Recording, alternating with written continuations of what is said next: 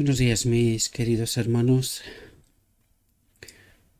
Hoy, por la gracia de Dios, vamos a tratar la 10ª parte de este consumado es final, tratando de entender por qué todavía estamos aquí, cuáles son las causas y qué es lo que causará o provocará o hará que Jesús pronuncie por última vez o por segunda vez y por última, consumado es. El tema que hoy vamos a tratar es una firme plataforma. Y necesitamos entender cuál es esta plataforma y sobre qué está sustentada, qué es lo que hará que haya un remanente que puedan entender esa plataforma, las obras de Dios, las obras del enemigo, y que al final provocará, ¿verdad?, este consumado es final de Jesús y la terminación de la obra del lugar santísimo, ¿verdad?, y la obra final en realidad. Así que vamos a tratar de entender hoy de qué trata Dios de hablarnos, y necesitamos entender cómo obra Dios y cómo obra el enemigo, ¿verdad? Una vez más necesitamos entender principios inamovibles que hará que haya este consumado es final, ¿verdad? Perdonad por repetirme tanto, pero creo que es sumamente importante tener claro por qué no viene Cristo, ¿verdad? Porque necesita un pueblo. Ese es el gran problema que tenemos, ¿verdad? Bien, entremos en nuestra reflexión y nos dice lo siguiente. Dice, vi que una compañía se mantenía de pie, bien guardada y firme, negando su apoyo a aquellos que querrían trastornar la fe establecida del cuerpo. Dice, Dios miraba con aprobación a esa compañía. Dice, me fueron mostrados 3 escalones. Los mensajes del primer ángel, del segundo y del tercero. Dijo mi ángel acompañante, hay de aquel que mueva un bloque o una clavija de esos mensajes. Dice, la verdadera comprensión de esos mensajes es de importancia vital. El destino de las almas depende de la manera en que son recibidos. Y aquí necesitamos pararnos un momento. Lo que trata Dios de decirnos es que esta plataforma inamovible y que es de vital importancia para que haya un remanente final, para que haya este consumado es final, es decir, ese pueblo final preparado, es la comprensión de los 3 mensajes de los 3 mensajes de los 3 ángeles, ¿verdad? Y nosotros sabemos que el mensaje del primer ángel y del segundo se proclamaron antes de 1844, pero el mensaje del segundo ángel termina cuando las 7 iglesias serán parte de Babilonia, es decir, incluida la Odisea, ¿verdad? Lo estamos diciendo por la profecía, pero lo vamos a ver hoy también, ¿verdad? Por eso lo estamos afirmando. Por lo tanto, el mensaje del segundo ángel ha caído Babilonia se solapa con el mensaje del tercer ángel, ¿verdad? El mensaje del tercer ángel va hasta el final del todo, pero el mensaje del segundo ángel va hasta que la Odisea también será parte de Babilonia, ¿verdad? Por lo tanto, nos dice que la comprensión de esa plataforma, de esos 3 mensajes, es fundamental, es vital para que haya un pueblo final. Eso es lo que nos dijo, la verdadera comprensión de esos mensajes es de importancia vital, dice. El destino de las almas depende de la manera en que son recibidos. El destino de las almas depende de la manera en que son recibidos.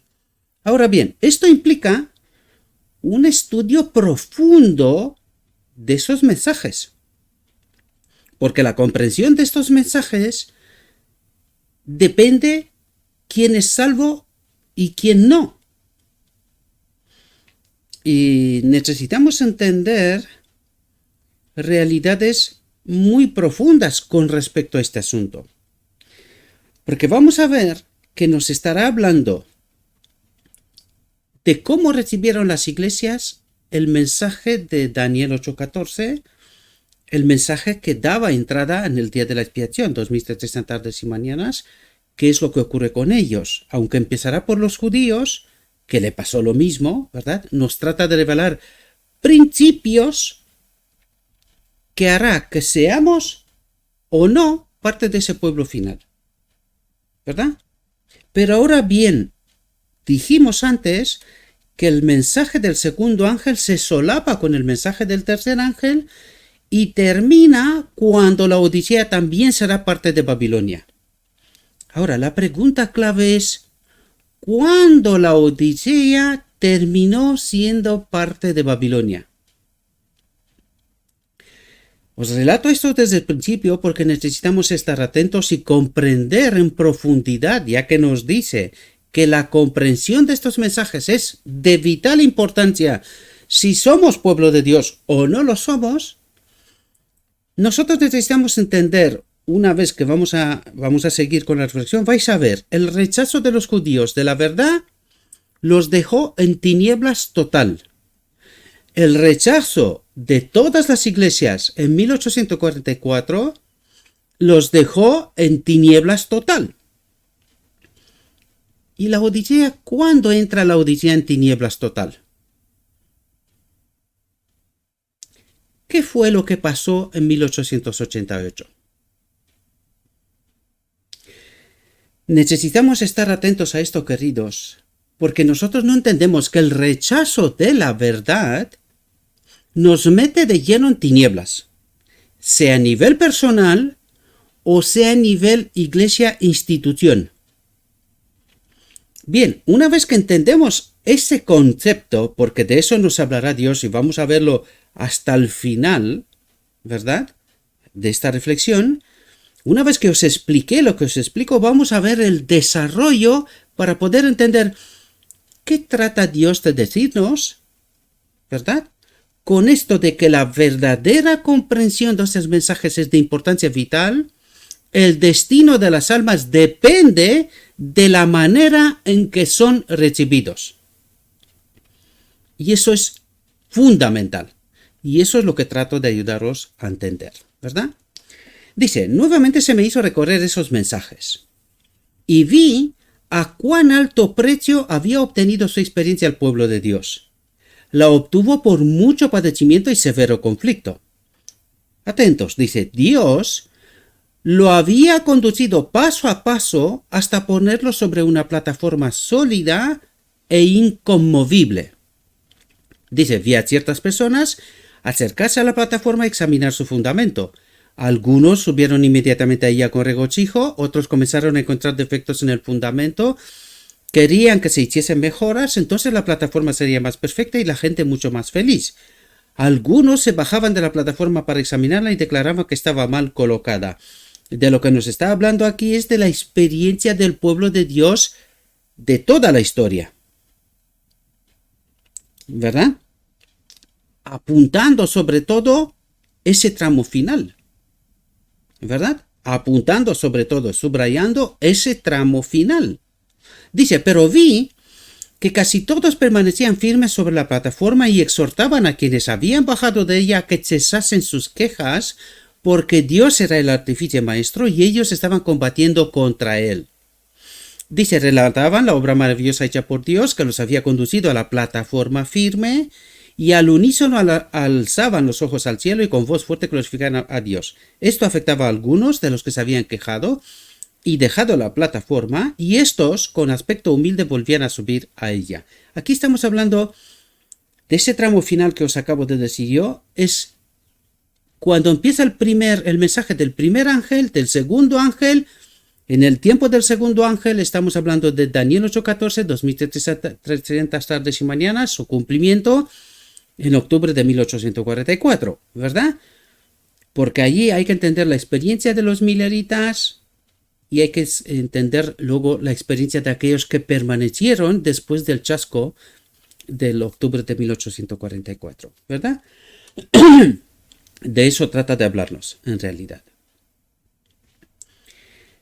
Y dice, se me recordó la proclamación del primer advenimiento de Cristo. Ahora va a los judíos, porque trata de ayudarnos a entender un principio fundamental.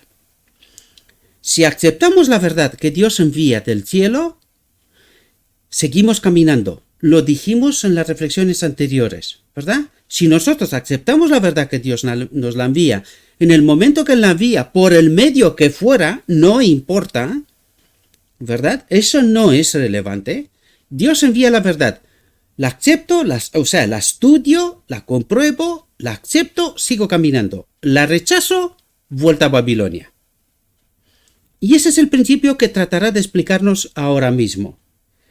¿Qué ocurre con todos aquellos que aceptan estudiar y entender la plataforma de los mensajes de los tres ángeles? ¿Qué ocurre con aquellos que rechazan en algún momento o alguna parte de la verdad de estos mensajes? ¿Qué es lo que ocurre? Y aquí trata de explicarnos el principio sobre el cual se guía el cielo. Porque Dios es amor, es verdad, pero también es justicia. Entonces, nosotros, si queremos ser salvos, si buscamos al novio, si queremos participar de esa boda, de la boda del Cordero, ¿verdad? Pues necesitamos conocer al novio y sus obras, ¿verdad? Pues eso viene a ayudarnos a entender un principio fundamental. Si queremos caminar con Cristo, tenemos que aceptar la verdad. ¿Rechazamos la verdad? Este es el pecado contra el Espíritu Santo. Quedamos en tinieblas. Así de simple. Y no es porque lo diga yo. Vamos a entenderlo. Dice, se me recordó la proclamación del primer advenimiento de Cristo. Dice, Juan, el Bautista, fue enviado en el espíritu y el poder de Elías a fin de que preparase el camino para Jesús. Dice, los que rechazaron el testimonio de Juan, atentos, porque necesitamos entender ese principio, no recibieron beneficio de las enseñanzas de Jesús. Los que rechazaron la verdad que Juan transmitió, preparando el camino de la venida de Jesús, ¿verdad? No recibieron las enseñanzas de Jesús, no lo entendieron. Dice, su oposición al mensaje que había predicho la venida de él los colocó donde no les era fácil recibir las evidencias más categóricas de que era el Mesías. Dice, Satanás indujo a aquellos que habían rechazado el mensaje de Juan a que fuesen aún más lejos, a saber, que rechazasen y crucificasen a Cristo. ¿Quiénes crucificaron a Cristo? Los que rechazaron el mensaje de Juan. No entendieron el mensaje de Jesús, ¿verdad? Es decir, Dios envió a través de Juan verdad, preparando el camino ¿para quién? Para Jesús. Jesús vino con verdad. El que acepta a Jesús sigue caminando, véase los apóstoles. Los que rechazan a Jesús se quedan en oscuridad. Y eso es lo que trata de explicarnos. En algún momento, cuando Dios envía verdad y yo la rechazo, o la iglesia, vuelta a Babilonia, vuelta a la oscuridad. ¿Verdad? Dice, al obrar así, se situaron donde no pudieron recibir la bendición de Pentecostés. ¿Qué no pudieron recibir? Cuidado, que lo que nos está aquí hablando al principio es válido para el remanente final. Atentos. Dice, los que rechazaron, es decir, al obrar así, al rechazar tanto a Juan y no comprender a Jesús, Dice, se situaron donde no pudieron recibir la bendición de Pentecostés. ¿Cuál es la bendición de Pentecostés? El Espíritu Santo. ¿Y qué necesita el remanente final para poder seguir caminando con Cristo? El Espíritu Santo. ¿Pero cuál es la condición? No rechazar la verdad, sea cual sea, siempre y cuando esté escrito. Venga a través de quien venga. Eso es irrelevante, ¿verdad? Por lo tanto, ¿cuál es la condición primaria para poder recibir el Espíritu Santo? No rechazar la verdad. ¿Rechazamos la verdad? Se acabó. Eso es lo que trata de decirnos Dios. Si nosotros rechazamos la verdad, ¿cómo podemos caminar con Él? Imposible. Recuerden el camino de Maús, ¿verdad? Dice, el desgarramiento del velo en el templo demostró que los sacrificios y los ritos judaicos no serían ya recibidos. Pero fijaos lo que ocurre. Dice, el gran sacrificio había sido ofrecido y aceptado. Es decir, todo lo que el santuario trataba de revelar, todo tenía que encontrar su cumplimiento en Cristo. Y de hecho, quiero atraer la atención a algo fundamental. Y que penséis. ¿Cuándo se daba inicio de todo lo que el santuario de los judíos apuntaba?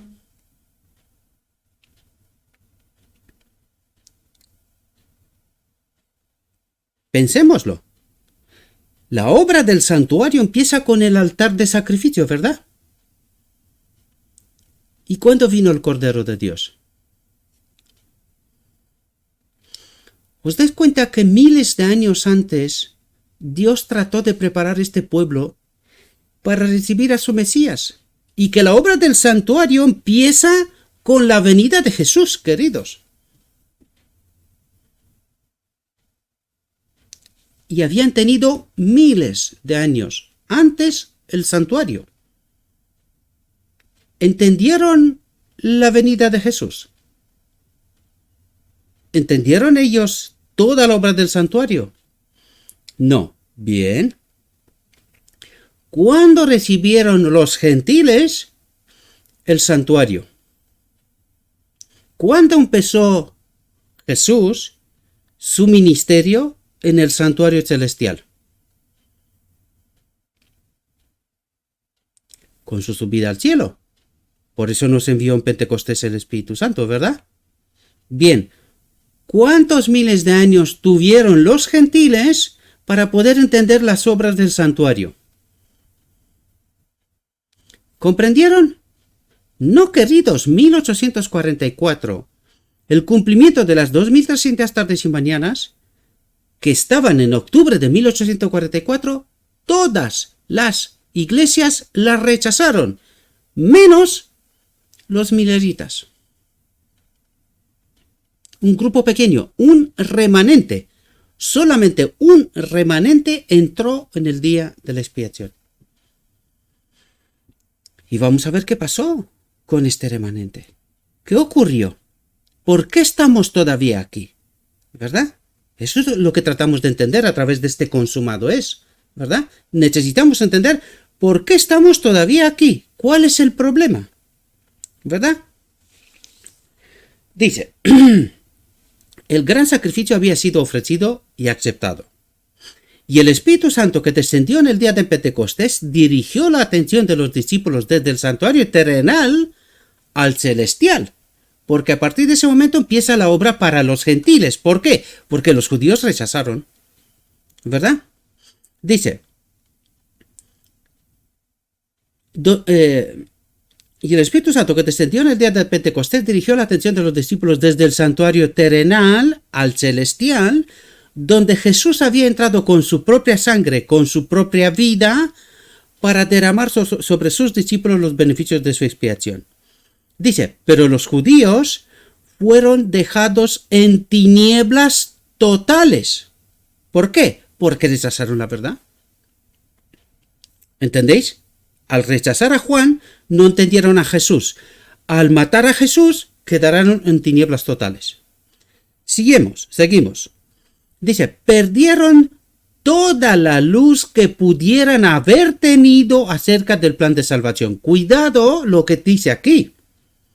No solamente que quedaron en total oscuridad, sino que perdieron de vista, de su mente, del entendimiento, todo lo que sabían hasta este momento.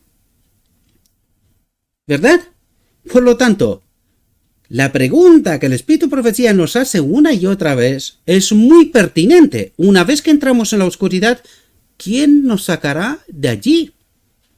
Y eso es lo que vemos que ocurre con los judíos. Eso es lo que vemos que ocurre en 1844 con todas las iglesias que rechazan el mensaje de 1844, el mensaje de Daniel 8:14, 2300 tardes y mañanas. Pero ahora es muy importante entender, ¿y qué ocurre con la Odisea cuando a su tiempo rechaza el mensaje de 1888?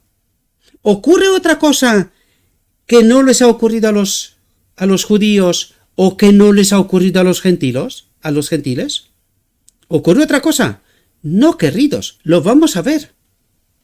Las consecuencias y el principio es inamovible y las consecuencias son iguales para todos. Fijaos, perdieron toda la luz que pudieran haber tenido acerca del plan de salvación y siguieron confiando en sus sacrificios y ofrendas inútiles. Aquí me voy a parar un momento. Porque este sábado, al estar en la iglesia, estuve preguntando a un hermano que es líder de la iglesia.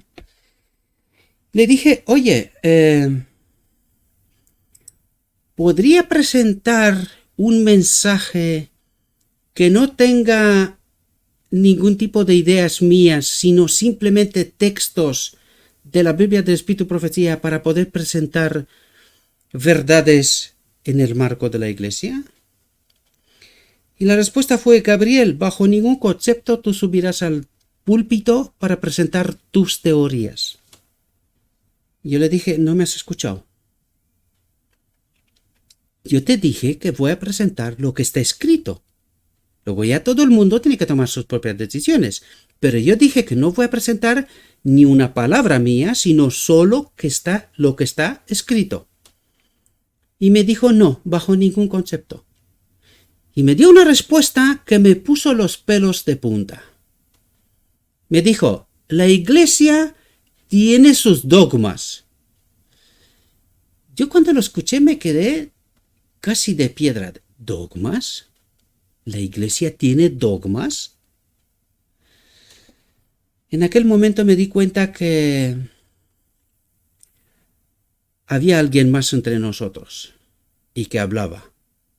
Y que mi querido hermano no se daba cuenta. Él me dijo, pues yo le seguí preguntando, oye, ¿la iglesia es infalible? ¿No puede cometer errores? ¿Puede ser que haya alguna doctrina o alguna enseñanza que la iglesia presente y que no sea la verdad? Dice, no, que nosotros tenemos nuestros departamentos y que ellos deciden y que nuestras dogmas, lo volvió a repetir otra vez, ¿no? Que nuestras dogmas, pues menos mal que están decididas ahí. Yo estaba pensando, digo, ¿este hombre se estará escuchando? Digo, nosotros tenemos dogmas.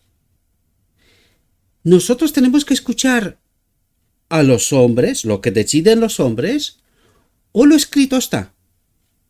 Porque yo trataba de explicarle que lo que yo pretendía era presentar textos de lo escrito está y que luego todo el mundo tenga la libertad de tomar su propia decisión. Pero él daba por hecho que lo que la iglesia, es decir, el hombre, ha decidido, aquello es dogma. Es inamovible, ¿verdad? Eso es la dogma, inamovible. Está fija, los hombres han decidido y todo está perfecto. Pues eso está pasando con nosotros, mis queridos. Nosotros seguimos las dogmas, ¿verdad? entre comillas. No nos importa lo escrito está. No nos importa si Dios envía más mensajes. Nosotros ya tenemos la verdad. Nosotros ya tenemos las dogmas. Con lo cual, no lo dijo, pero lo que trataba de decir es que la Iglesia no se equivoca. Y me acuerdo yo de alguien en la Edad Media que proclamaba lo mismo ante el mensaje de Lutero, ¿verdad? Y antes de Lutero y después de Lutero. Alguien que hablaba en nombre de Dios y que no se equivoca. Pues esto le está pasando a la Odisea, ¿verdad?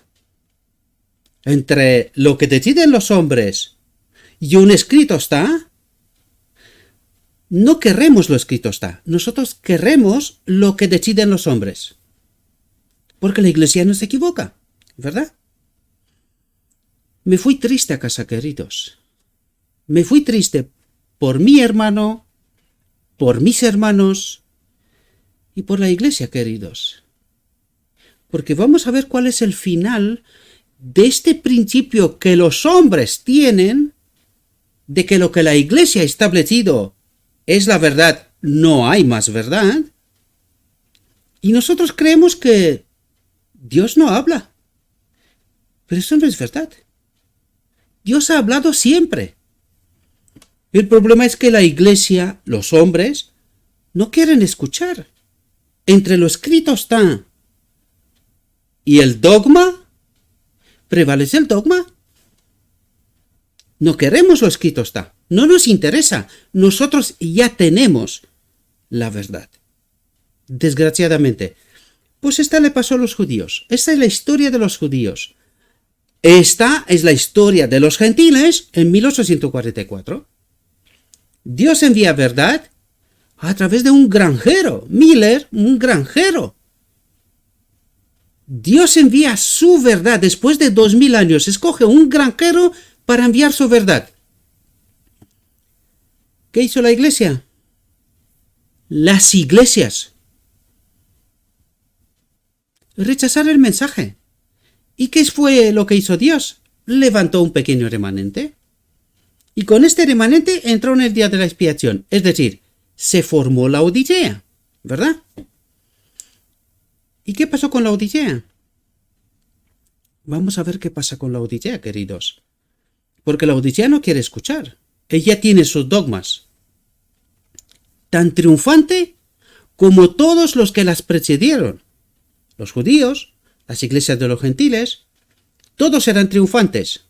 ¿Y todos acabaron dónde? En perfecta y total oscuridad. Y se han olvidado hasta de las verdades que pudieran haber tenido acerca del plan de salvación. Y esto lo vemos hoy con nuestros ojos que está pasando en medio de la Odisea. Por eso os dije que me volví a casa triste. Triste. Hablando con un hermano mío, le decía, yo tenía alguna esperanza que con ir a la iglesia alguno podría despertar. Pero me temo muy mucho que la tiene tan clara la verdad, la que ellos creen, que yo sobro. Yo sobro. Y me estaba cuestionando si realmente vale la pena seguir ir a la iglesia.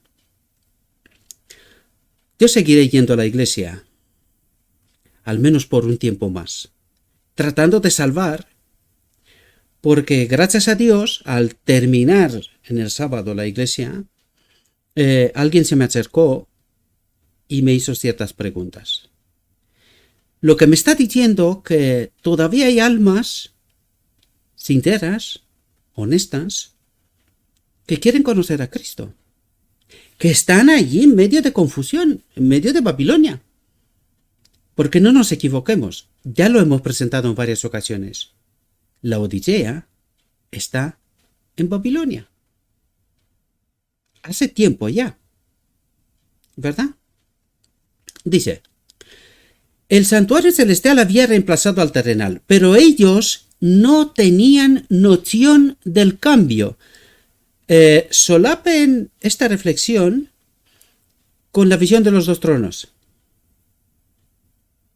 Para que podáis entender lo que significa oscuridad total. Esto significa aceptar un otro evangelio del príncipe de este mundo. Eso significa, queridos, porque fijaos lo que dice. El santuario celestial había reemplazado al terrenal, pero ellos no tenían noción del cambio. Ellos seguían adorando, seguían con sus sacrificios, seguían con sus obras. ¿Pero a quién estaban adorando? Porque Jesús ya no estaba ahí. ¿Verdad? Dice, por lo tanto, no podían recibir beneficios de la mediación de Cristo en el lugar santo. ¿Cuáles son esos beneficios resultado de la mediación de Cristo en el lugar santo? La presencia del Espíritu, que fue enviado en Pentecostés. ¿Lo recibieron? No. Y se acabó. ¿Verdad? Vamos a seguir y permitir a Dios que nos hable. A ver si alguno puede despertar, ¿verdad? De lo que habla Dios, ¿verdad? De lo escrito está. Dice, muchos miran con horror la conducta seguida por los judíos al rechazar a Cristo y crucificarle. Y cuando leen la historia del trato vergonzoso que recibió, piensan que le aman y que no le habrían negado como lo negó Pedro, ni le habrían crucificado como lo hicieron los judíos. ¿De quién está hablando aquí? Ya está hablando de los gentiles, queridos. Ya les llegó la hora de la prueba a ellos. Veamos lo que ocurre. Dice, pero Dios, quien lee en el corazón de todos, probó aquel amor hacia Jesús que ellos profesaban tener. ¿Cómo lo probó? Pues, ¿qué fue el 22 de octubre de 1844? La terminación de 2300 tardes y mañanas.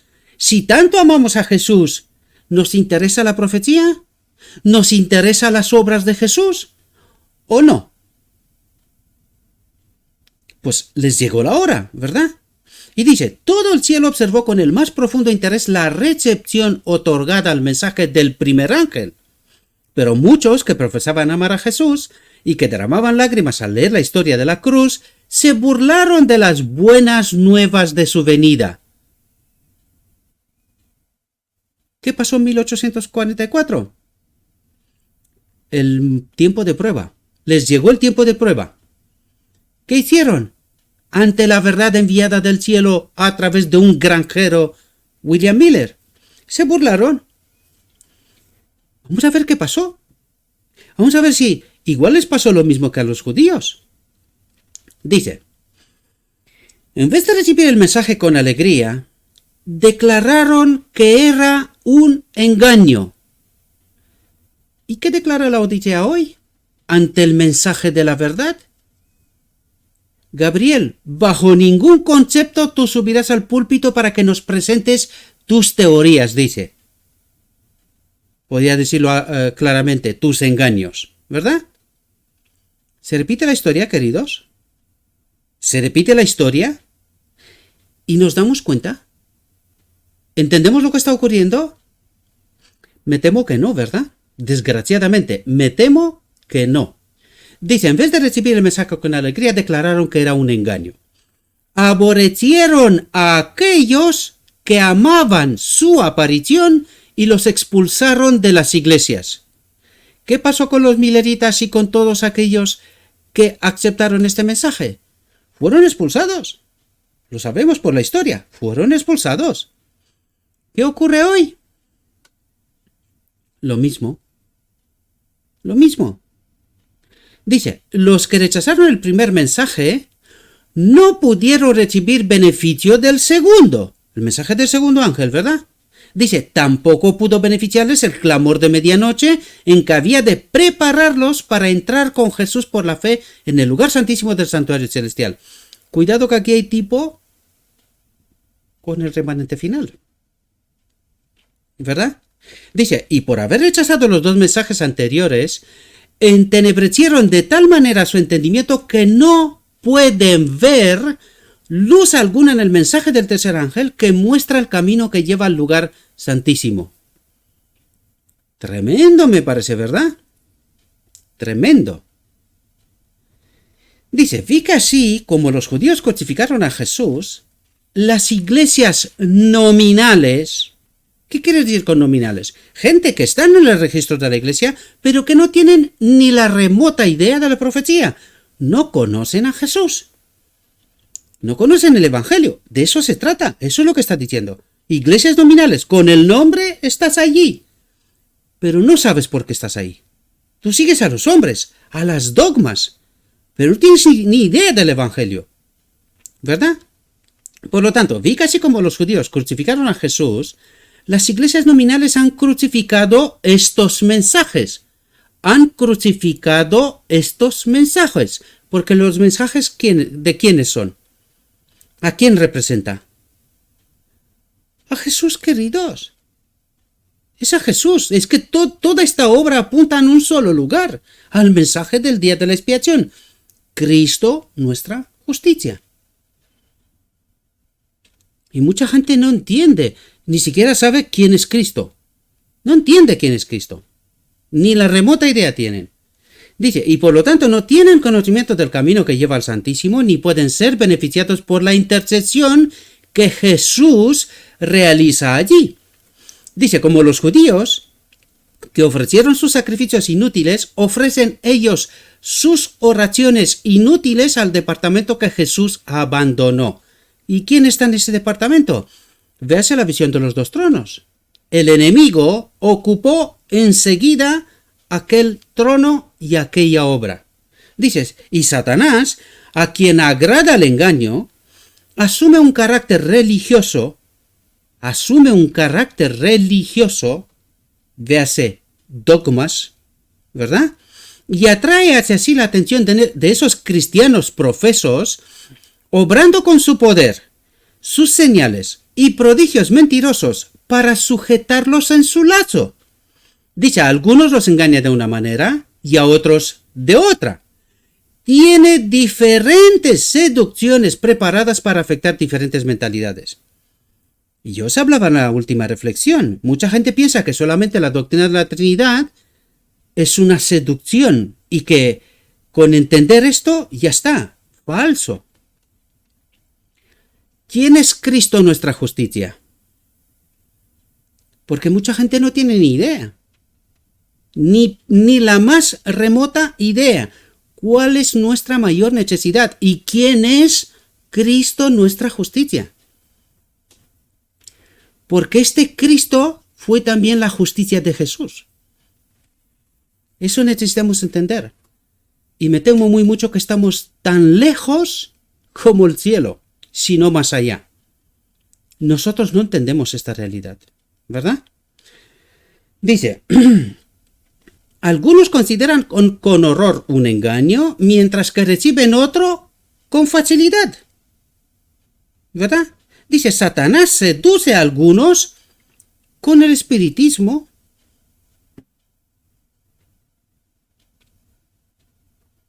Y habrá que estudiar muy profundamente cuáles son las consecuencias del espiritismo. Dice, también viene como ángel de luz, y difunde su influencia sobre la tierra por medio de falsas reformas. Dice, las iglesias se alegran y consideran que Dios está obrando en su favor de una manera maravillosa cuando se trata de los efectos de otro espíritu.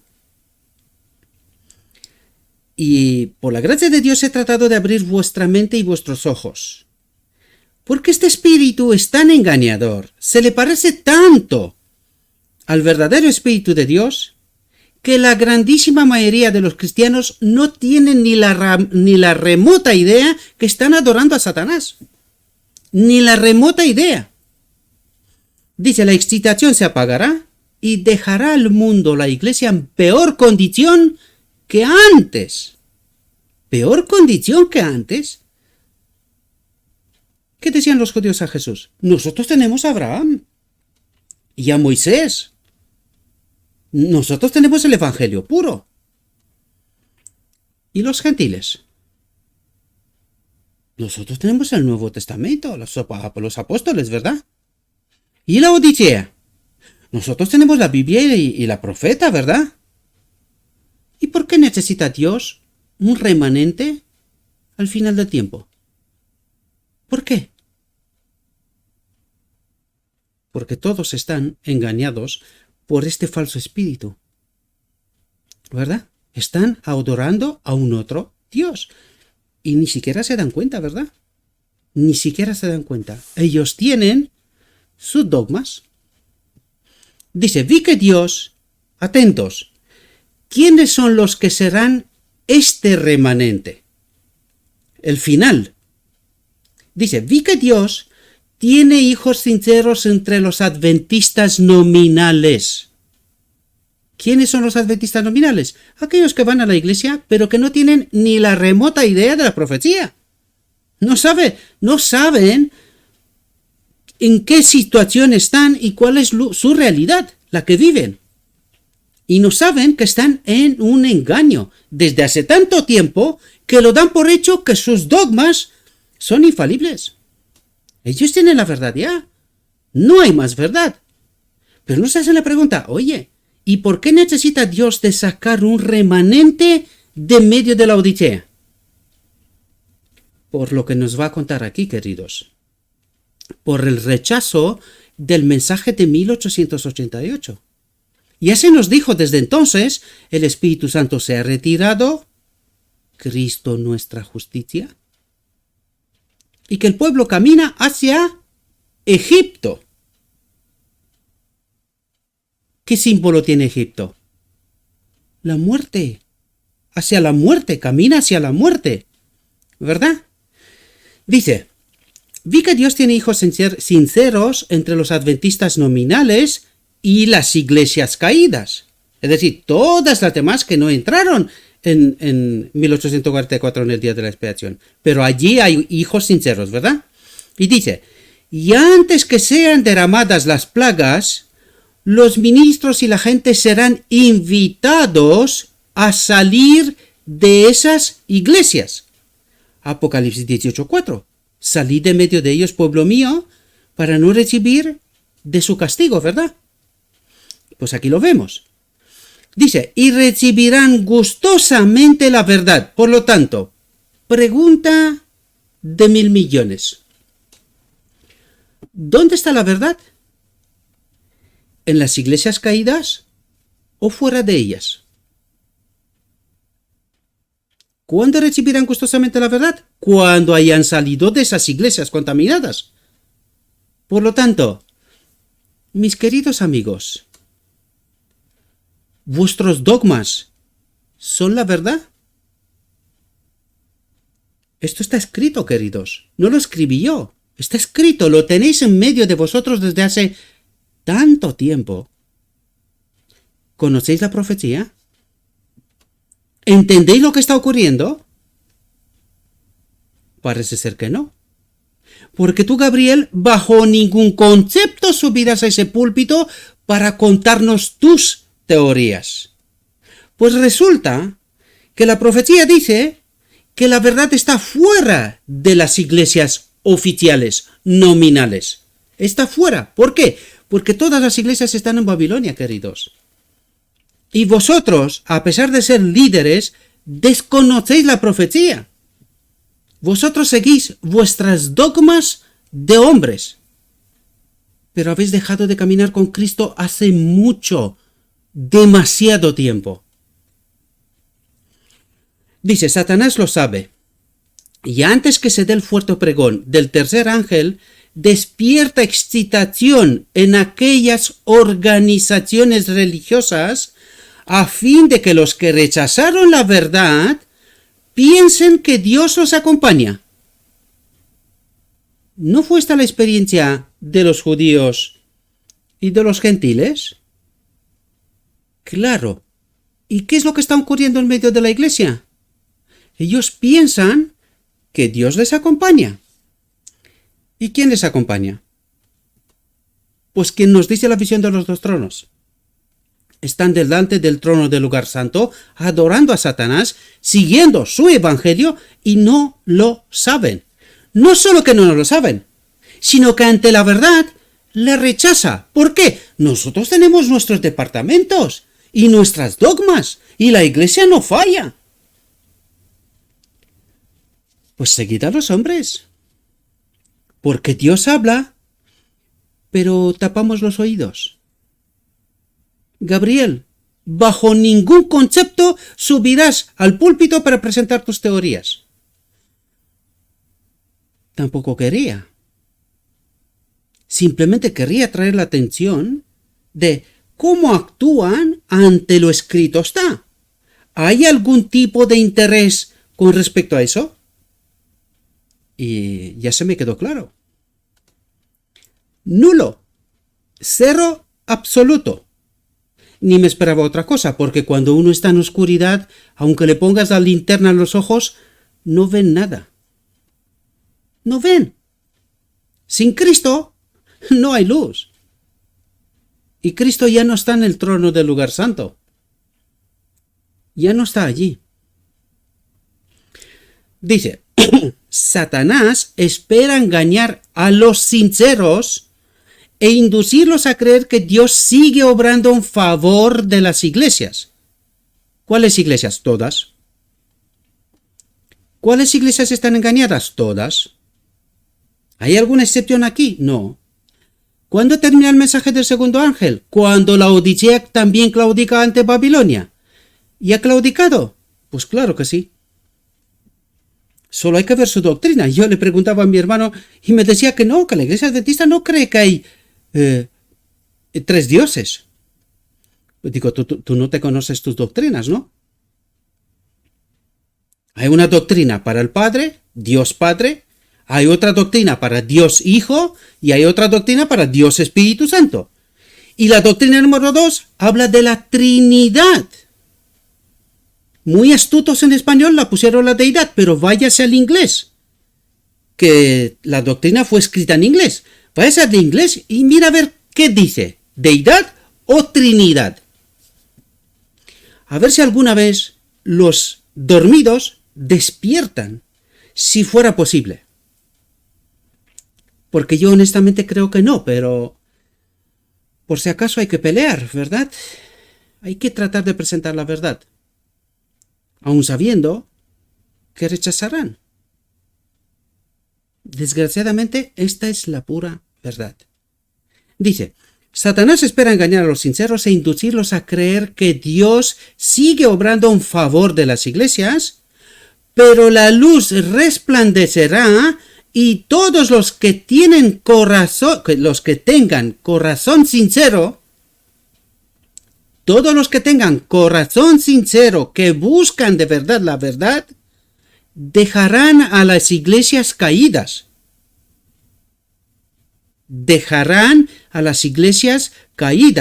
Y se decidirán por el residuo, por el remanente. ¿Dónde está el remanente? Fuera de las iglesias. ¿Dónde está la verdad? Fuera de las iglesias.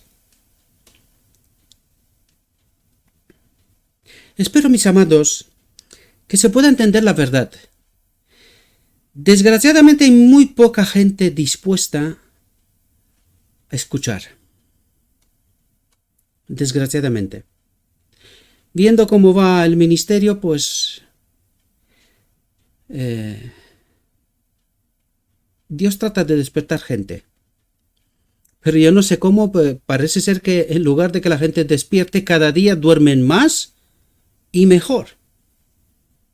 Les han preparado un colchón tan bonito, tan cómodo, se duerme tan bien en el dormitorio denominacional que no quieren ser molestados.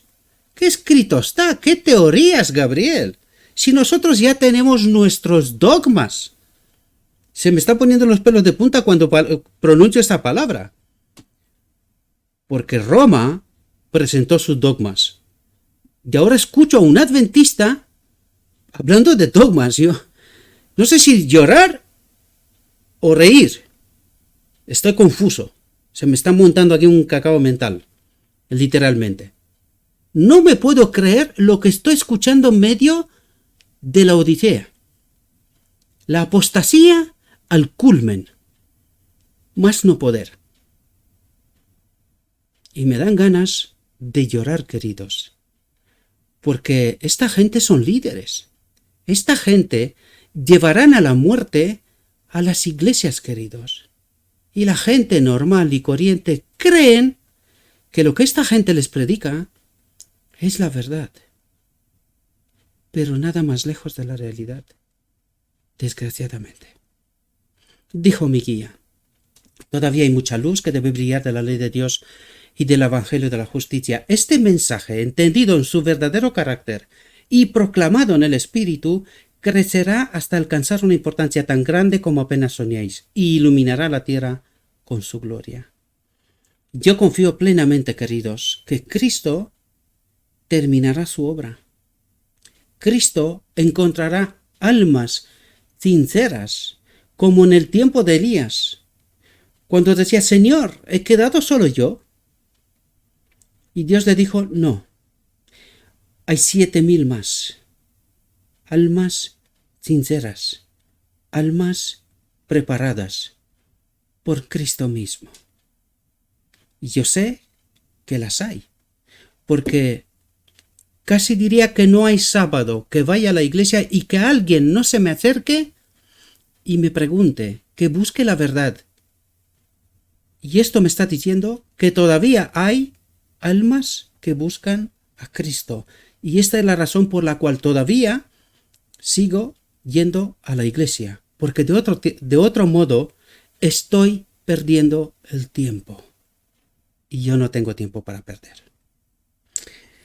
Les ruego a nuestro Dios, mis queridos hermanos, que nos envíe su Espíritu, que nos capacite, que podamos entender su verdad, su realidad, su perspectiva, que nos ayude a hacer una elección correcta, que seamos honestos de corazón, que busquemos la verdad allá donde esté.